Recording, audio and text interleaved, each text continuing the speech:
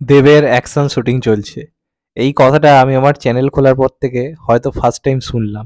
মানে এতদিন পরে যে দেব একটা গোটা দিন অ্যাকশন শুটিং করছে। তো এটা বুঝতে পারছি কথাটা শোনার পরে যে খাদান কি লেভেলের কাজ হতে চলেছে। তো খাদানের অলরেডি তো শুটিং স্টার্ট হয়ে গেছে, ফার্স্ট শিডিউলের কাজ চলছে, যেহেতু মানে যিশুদা সিসিএল অংশ নিচ্ছে, সে কারণে তার পোর্শনগুলো যে জায়গাগুলো দরকার রয়েছে সেগুলো শুটিং আগে করে ফেলা হচ্ছে, এবং এটা মোটামুটি মার্চ মাস থেকে শুটিং হওয়ার কথা ছিল, কিন্তু আগে থেকে করা হচ্ছে, সেটা নিয়ে তো আগেও কথা বলেছি। তো প্রথমে তোমাদেরকে একটা অন্য ব্যাপার নিয়ে কথা বলি, তারপরে আমি আসল কথাতে আসছি। তো এই সিনেমাটা বনি মানে করে দিয়েছে, রিজেক্ট করে দিয়েছে, সেটা তো আমরা জানতে পেরেছি, সেটা নিয়ে কোনো ডাউট নেই। তো তার আগে আরেকটা একটা খবর সামনে আসছে, বনির আগে নাকি বিক্রম চট্টোপাধ্যায়কে নাকি এই চরিত্রটা অফার করা হয়েছিল। হ্যাঁ, তোমরা ঠিকই শুনছো, বিক্রম চ্যাটার্জিকে কিন্তু এই চরিত্রটা অফার করা হয়েছিল। কিন্তু এই চরিত্রটা নাকি এত ডার্ক একটা ক্যারেক্টার, এই চরিত্রের মধ্যে এতটাই গ্রে সেট রয়েছে যে কোনো হিরোই রাজি হতে চাইছে না। মানে একা বনিকে দোষ দিয়ে লাভ নেই, বিক্রম দ্বারা একটা কিন্তু বড় অপরচুনিটি ছিল, কিন্তু তারও মনে হয় যে না, এই চরিত্রটা করা যাবে না। সেখানে কিন্তু ববি দেওল বলিউড একটা রকম পার্ট পেয়ে কিন্তু লুফিয়ে নিয়েছিল।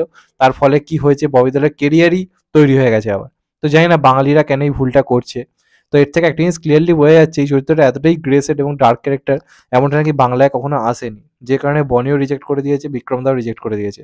এবার একটা নতুন মুখে নেওয়া হয়েছে এই চরিত্রে, এখন অব্দি যেটুকু খবর রয়েছে। এবং এই চরিত্রে যে প্লে করছে তার নাম হচ্ছে অমর্ত্য রায়। হ্যাঁ, তোমরা ঠিক শুনছো, অমর্ত্য রায়কে আমরা এর আগে কিছু সিরিজে দেখেছি, যেমন মারাদোনার জুতো বলে একটা সিরিজ ছিল, সেখানে আমরা দেখেছি। এছাড়া রিসেন্টলি আসছে ময়দান, সেখানে আমরা তাকে দেখতে পাবো, অজয় দেবগনের ময়দানে সে রয়েছে, চূর্ণী গোস্বামীর চরিত্রে সম্ভবত সে অভিনয় করছে। আর হিসেব মতো সে হচ্ছে চৈতি ঘোষালের মানে ছেলে আর কি। তো তাকে হয়তো আমরা দেখতে পেতে চলেছি, কারণ শুটিং স্পটে তাকে পাওয়া গেছে, এবং সেও ক্লিয়ার করেছে যে হ্যাঁ, কথাবার্তা প্রাথমিক স্তরে রয়েছে, যদি সব ঠিক থাকে তাহলে আমি কাজের অংশ হচ্ছি। তো যদি এটা হয়, আই থিঙ্ক ভালো হবে। অবশ্যই বিক্রমের নাম বনির নামের পাশে নামটা অবশ্যই নতুন, কিন্তু দেখা গেল এই হয়তো এমন অভিনয় করলো যে তাক লাগিয়ে দিল, যেমন রিফিউজিতে রুদ্রনীল ঘোষ এসে কাঁপিয়ে দিয়েছিল। সেখানে হতেই পারে যে এই ছেলেটা নতুন মুখ হয়ে এলো, এমন কিছু অভিনয় করলো যেটা হয়তো মেমোরেবল একটা কিছু হয়ে গেল। তো সেটা তো অবশ্যই একটা ব্যাপার। তবে একদম প্রথমে অফার গেছিল যার কাছে, তার নাম হচ্ছে মোশাররফ করিম। তো তাহলে সে থাকলে ভাবতে পারছো কি হতো। যিশুর পার্টটা অফার করা হয়েছিল চঞ্চল চৌধুরীকে, আর এই পার্টটা অফার করা হয়েছিল মোশাররফ করিমকে। ভাই, ওই কাস্টিংটা মারাত্মক ছিল। তো যাই হোক, সেটা এখন হচ্ছে না, আলাদা ব্যাপার। তবে বিক্রম করলে আমি খুব খুশি হতাম, বনি করলেও খুশি হতাম, অবশ্যই থাকলে ভালো হতো। তবে সেখান থেকে দাঁড়িয়ে কিছু যদি নতুন মুখ উঠে আসে, আশা করবো সেও একটা ভালো পারফরমেন্স দেবে, তো সেটা একটা ব্যাপার গেল। তো বনির বদলি হিসেবে বা বিক্রমের বদলি হিসেবে আমরা এই সিনেমা পেতে চলেছি, কিন্তু অমর্ত্যটাকে এখন অব্দি সেরকমই কিন্তু খবর রয়েছে। এবার আসছি আমি অ্যাকশন শ্যুটের কথাতে। এই মুহূর্তে কলকাতার কিছু জায়গাতে, নলবন সহ বেশ কিছু জায়গাতে সিনেমাটা শুটিং চলছে। বেসিক্যালি ২-৩ দিন আগের যেটা খবর, নোনাপুকুর ট্রাম ডিপোতে একটা বিরাট অ্যাকশন সিকোয়েন্স শ্যুট করা হয়েছে, এবং সেখানে কিন্তু ট্রাম ডিপোতে ট্রামের মধ্যে কিন্তু বেশ কিছু অ্যাকশন রয়েছে, যেমনটা আমরা রাবণেও দেখতে পেয়েছিলাম। রাবণে দেখবেন ট্রাম ডিপোতে একটা ভয়ঙ্কর একটা অ্যাকশন দৃশ্য ছিল, হিউজ একটা অ্যাকশন সিকোয়েন্স শ্যুট করা হয়েছিল।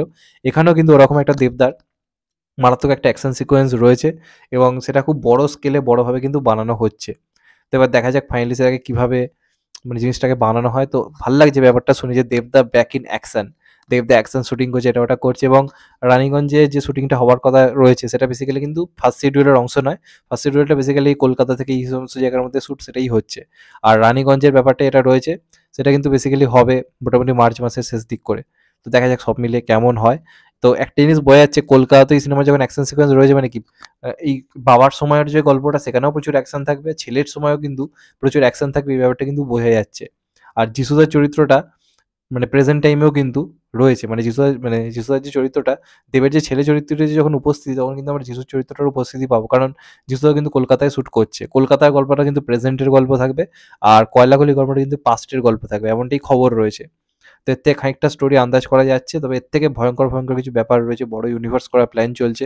তো দেখা যাক ফাইনালি কি হয়। অনেক বড় বড় নাম অ্যাসোসিয়েট রয়েছে এই কাজটার সাথে, এখন অব্দি সেরকমই খবর। তো দেখা যাক এই সিনেমাটা মেন স্ট্রিম কমার্শিয়াল সিনেমা একটা নতুন রাস্তা খুলে দিতে পারে কিনা। তোমাদের কি মনে হয় অবশ্যই কিন্তু কমেন্ট করে জানাও। আর চ্যানেলটা নতুন হলে চ্যানেলটাকে সাবস্ক্রাইব করে দিও and get the bell icon. ভালো থেকো সবাই, টেক কেয়ার, নমস্কার, আবার দেখাবে এখন। তো ভাই সবাই ভালো থেকো, সুস্থ থেকো, নমস্কার, টেক কেয়ার, আবার দেখাবে, ভালো থেকো।